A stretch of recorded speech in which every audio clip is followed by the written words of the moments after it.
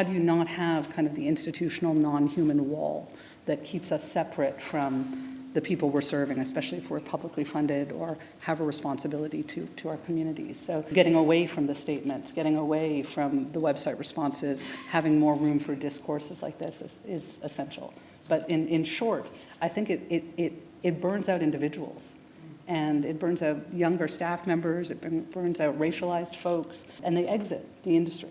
And so I think we need to find that empathy to be able to hold space and not have that happen. There is a certain degree of non-forgiveness.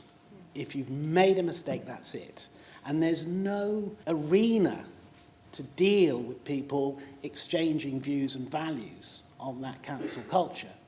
So we then spread this fear of supporting anybody who's down, even if you believe it's right. The majority of my experience has been going into buildings and being more willing to take risk than the building, and actually having the inverse of that, and a theatre building saying, we want to take the risk, but if you don't feel like that is right in this moment, we're going to support you to make this feel less risky. Felt like a real opportunity to build trust. David, you spoke about reputational risk.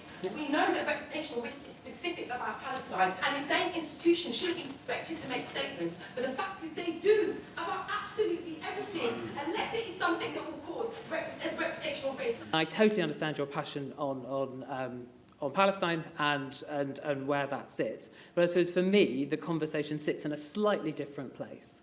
And it absolutely encompasses all of that, and all of that anger, and all of that frustration, and the times you feel just like screaming because the world we're living in is not the world we see represented in the institutions that should fundamentally be representing us as a society and a people. I suppose I'm trying to work out how we get to a point where that feels less the case. Or how I suppose we move some of that dissonance and some of that conflict into the institutions themselves. And how actually we hold that tension more.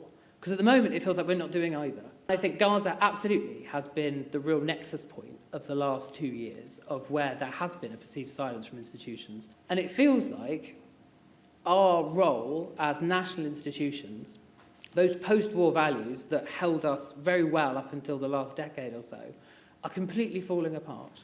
And nobody knows quite what to do going forward. And that's what I think this conversation is opening and is about. It's about how do we reinvent these institutions to be able to hold a lot more of that discourse and dialogue.